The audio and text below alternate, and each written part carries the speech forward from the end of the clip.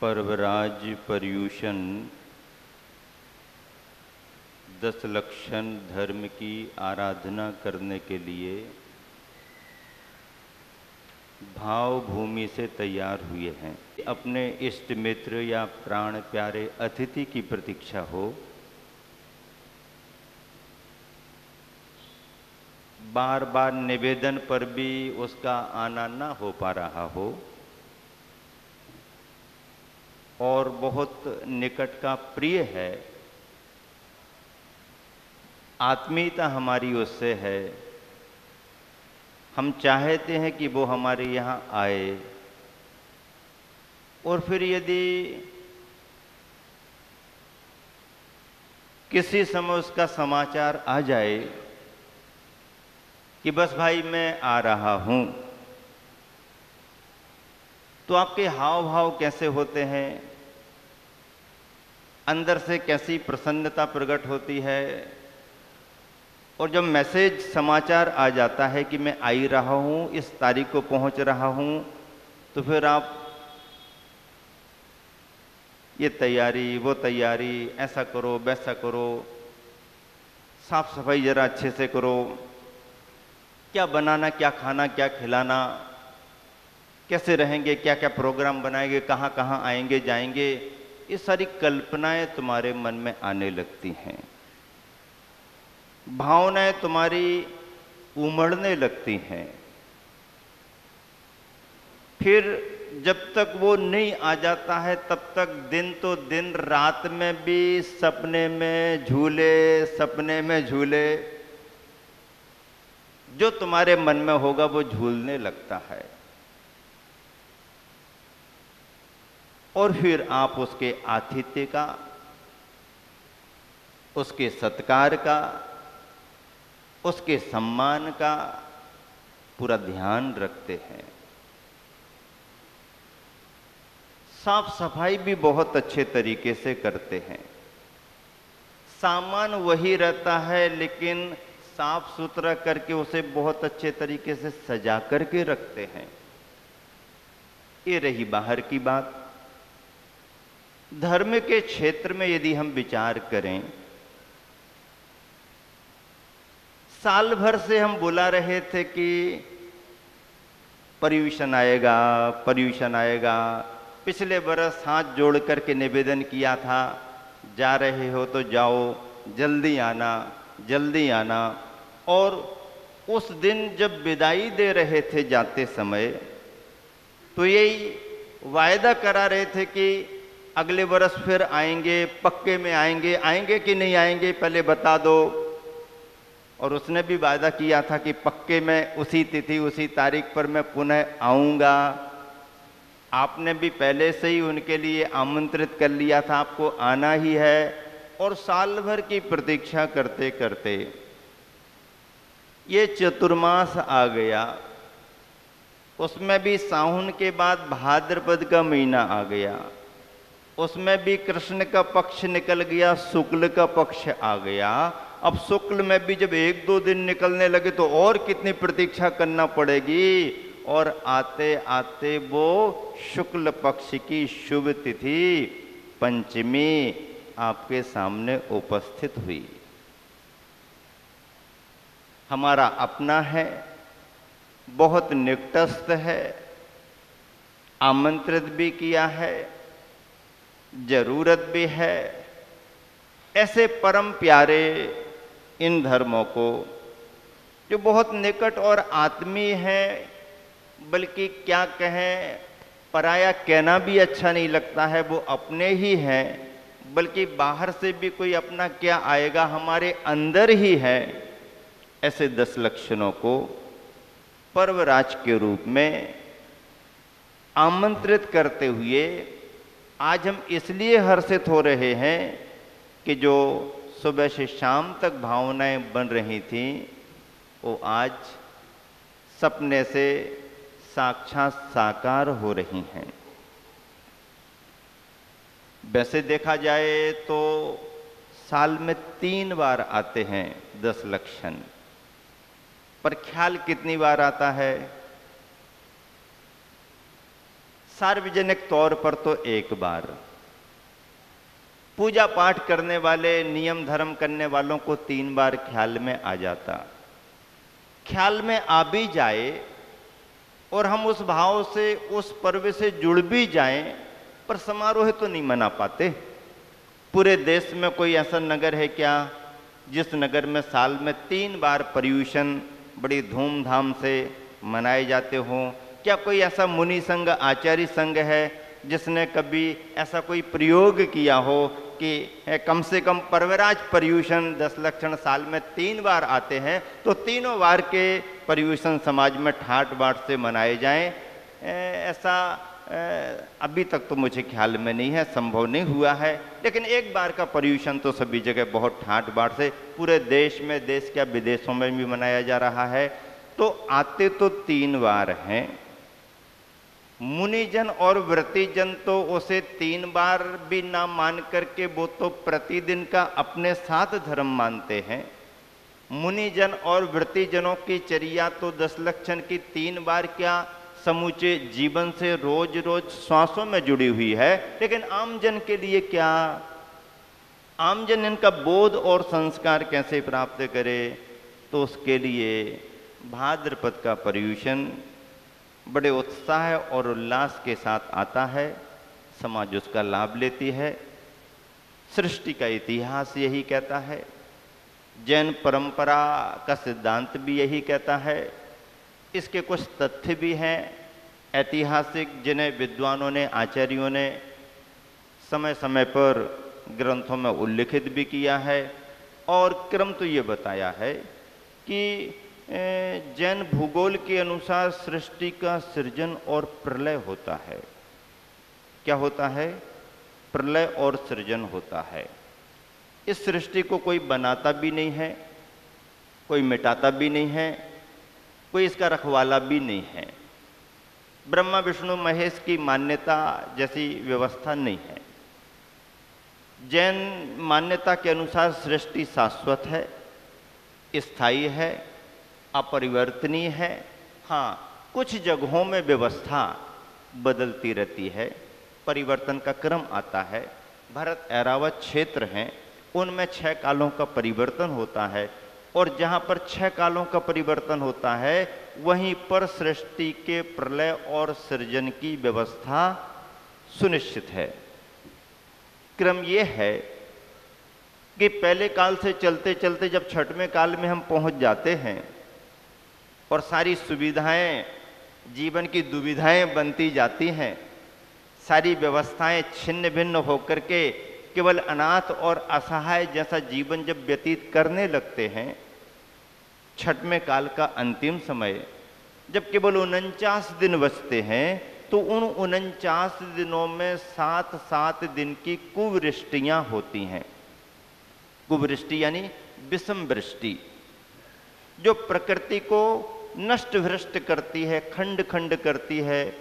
ऐसी 7 कुवृष्टियों में ठंडा जल गिरता है, फिर धुआं गिरता है, धूली गिरती है, अग्नि की ज्वालाएं गिरती हैं, यहाँ तक कि जहर भी गिरता है, पत्थर जैसी वृष्टि भी होती है। ऐसी 7-7 दिन की 7 कुवृष्टियों में 49 दिन की वर्षा में प्रकृति, पहाड़, पर्वत, नदी, नाले आदि आदि सारे चपेट में आ जाते हैं। जरा सा आंधी तूफान का वातावरण बने, प्रकृति विनष्ट हो जाती है। महानगर एकदम उजाड़ में आ जाते हैं। तो 49 दिन तक ऐसी कुवृष्टियां हों तो स्थिति क्या बनेगी, ये ख्याल में आता है। और ऐसा होने पर उस समय प्राणी भी चपेट में आ जाते हैं, मरण को प्राप्त होते हैं। बहुत सारे प्राणी व्याकुल होकर के यहाँ वहाँ भागते हैं। कोई देव दयार्द होकर के कुछ जीवों को उठा करके, जहाँ पर इस प्रलय का प्रभाव नहीं पड़ता है, ऐसे विद्याधर की नगरियों के नीचे जो गुफाएं बनी हुई हैं उसमें छिपा देते हैं। कुछ विद्याधर लोग भी दयार्द होकर के निकटवर्ती जीवों को ऐसा बचाने का भाव करके उनको छिपा देते हैं। कुछ व्यक्ति, कुछ प्राणी स्वपुरुषार्थ से, मनुष्य या त्रियंच अपना पुरुषार्थ करके निकटवर्ती पहाड़ों की गुफाओं में छिप जाते हैं। जो छिप गए, बच गए, वो बच गए। और बाकी सब चपेट में आते हैं और इसी को सृष्टि का प्रलय कहा गया। इसे क्या कहा गया? सृष्टि का प्रलय। फिर इसी के बाद 7-7 दिन की 7 सुवृष्टियां होती हैं और उसमें सामान्य जल गिरता है, मीठा जल गिरता है, दूध की वर्षा होती है 7 दिन तक, औषधियां गिरती हैं, अंत में जाकर के अमृत की वर्षा भी होती है। और ऐसी 7-7 दिन की सुवृष्टियां होने से जो धरती विखंडित हो गई थी वो पुनः सम हो जाती है। जो पेड़ पौधे विनष्ट हो गए थे उनमें अंकुरन पुनः शुरू होता है और प्रकृति में हरापन आने लगता है, प्रकृति सम होने लगती है, वातावरण में सुगंध और मंद मंद पवन चलने लगती है। ऐसा होने पर जो जीव बच गए, छिप गए, वो धीरे धीरे निकल करके आते हैं, बाहर आते हैं, उनका संचार होता है, आवागमन होता है और फिर उन जीवों के आवागमन से, संचार से सृष्टि का ये पुनः सृजन मान लिया जाता है और परंपरा आगे बढ़ती है। जैन परंपरा में सृष्टि के प्रलय और सृजन की कहानी केवल यही है और शाश्वत है। पर्वराज पर्यूषण में संदर्भ को बताने की जरूरत क्या पड़ी? जरूरत इसलिए पड़ी कि तिलोय पन्नति जैसे महान ग्रंथ में लिखा है कि कुवृष्टियां प्रलय होने के बाद, सुवृष्टियां होने के अनंतर 7-7 दिन की सुवृष्टियां होने पर अंतिम तिथि भाद्रपद शुक्ला चतुर्थी की आती है। चतुर्थी को 49वां दिन सुवृष्टि का पूरा होता है और अगली पंचमी जो आती है वह तो प्रकृति के सृजन की हर्ष और आनंद की पहली तिथि होती है। उसमें प्राणी निश्चिंत होकर के शांति का श्वास लेता है, उसके जीवन के आनंददायी पल उस दिन पहले माने जाते हैं और वही दशलक्षण का पहला दिन माना जाता है। महावीर भगवान का समोसरण राजगृही के विपुलाचल पर्वत पर लगा, उपदेश सभी को सुनने को मिला, गणधर परमेश्वर ने उसका विस्तार किया, जन समुदाय को ज्ञान हुआ। जन समुदाय को उस उपदेश में ये भी मालूम हुआ कि अभी आने वाले भाद्रपद में 10 लक्षण मानवता का धर्म, पहला धर्म आने वाला है। तो मैं समझता हूं कि पहले महोत्सव का बोध हुआ, पहले महापर्व का बोध हुआ और जब पहले महापर्व का बोध हुआ तो सारी समाज ने हर्षोल्लास से 10 लक्षण का महामहोत्सव मनाया होगा। इसलिए सार्वजनिक तौर पर महोत्सव मनाने की परंपरा ये वहीं से चल पड़ी है और भाद्रपद के 10 लक्षणों को सारे देश में सारी जैन समाज हर्षोल्लास से मनाती है, क्योंकि महावीर भगवान की देशना के बाद का पहला महापर्व श्रावण में उपदेश हुआ और ये भाद्रपद का पहला महापर्व 16 कारण के साथ साथ 10 लक्षणों का महत्व विचार हम और आप ये करें कि ये धर्म कौन से धर्म है। कोई तीर्थंकर से जुड़े हुए हैं, कोई सिद्ध क्षेत्र से जुड़े हुए हैं, कोई आचार्य परमेष्टि की प्रभावना से जुड़े हुए, ऐसा भी नहीं है, जरा भी ऐसा कुछ नहीं है। ये 10 लक्षण धर्म जो है ये कोई महापुरुष से जुड़े हुए नहीं, कोई क्षेत्रों से जुड़े हुए नहीं, कोई आचार्यों की, मुनियों की प्रभावना से जुड़े हुए नहीं कि उन्होंने इसकी शुरुआत कर दी होगी। उनका जीवन 10 धर्ममय है ये बात अलग है, लेकिन इतिहास उनसे शुरू नहीं हुआ। इतिहास तो अनादि अनिधन है। ऐसे 10 धर्मों में जो नाम आते हैं और जिन नामों का उल्लेख करके हम उस धर्म की, उस गुण की पूजा करते हैं, वो केवल और केवल विशुद्ध आत्म तत्व के गुण हैं, हमारे अंदर के गुण हैं, हमारे तुम्हारे सारे प्राणी जगत के अंदर के गुण हैं। नरक में रहने वाले जीव के अंदर भी गुण हैं, निगोद में रहने वाले जीव के अंदर भी गुण हैं, पेड़ पौधों में जो हैं उनके अंदर भी गुण हैं। तमाम प्राणी जगत में जो भी जितने चेतन है, दृश्य है अदृश्य है, ज्ञानी है अज्ञानी है, किसी भी इंद्रिय में क्यों ना हो, यदि चेतन है तो ऐसी उसकी चेतना में ये गुण स्वभाव से भरे पड़े हुए हैं। और यदि आगे बढ़ करके देखें तो पशु जगत को पार करके मनुष्य के जीवन की बात करें तो दुनिया में इससे बड़ा मानवता का, मानवीयता के गुणों की पूजा का कोई दूसरा पर्व त्योहार धरती पर है ही नहीं। इसलिए जैन समाज में, जैन परंपरा में 10 लक्षण महापर्व के रूप में जिन आत्म गुणों की पूजा और आराधना होती है, मैं समझता हूं भले ये कहने में आ रहा कि जैनियों के 10 लक्षण हैं, जैनी अजैनी से कोई मतलब नहीं है, ये तो मानवता के 10 धर्म है। सारी दुनिया को इन धर्मों की जरूरत है, आज भी जरूरत है। विश्व में यदि शांति की स्थापना होगी तो आत्मा के, मानवता के इन 10 गुणों की पूजा करने से, इन 10 धर्मों का पालन करने से ही विश्व में शांति की स्थापना हो पाएगी। क्या जैनी ही कहता है कि क्षमा हमारे लिए जरूरी है? अजैन ऐसा महसूस नहीं करता कि समता, क्षमा हमारे लिए भी जरूरी है? क्रोध, मान, माया, लोभ को कोई दूसरा महत्व देता है क्या? क्षमा, मार्दव, आर्जव, सुचिता को दूसरा महत्व नहीं देता क्या? संयम के लिए कोई महत्व नहीं देता क्या?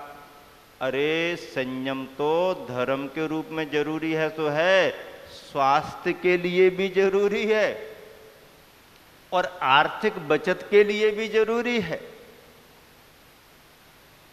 ये सारे धर्म प्राणी मात्र के धर्म हैं और मानवता इन्हीं धर्मों पर टिकी हुई है। दुनिया के किसी भी देश की बात क्यों ना करें, जिस देश में इन गुणों को महत्व नहीं दिया जाएगा, वो देश सुख और शांति का अनुभव कभी कर ही नहीं सकता। क्योंकि प्राणी मात्र के लिए सुख शांति यदि प्राप्त होती है तो आत्मा के गुणों से, धर्मों से ही होती है।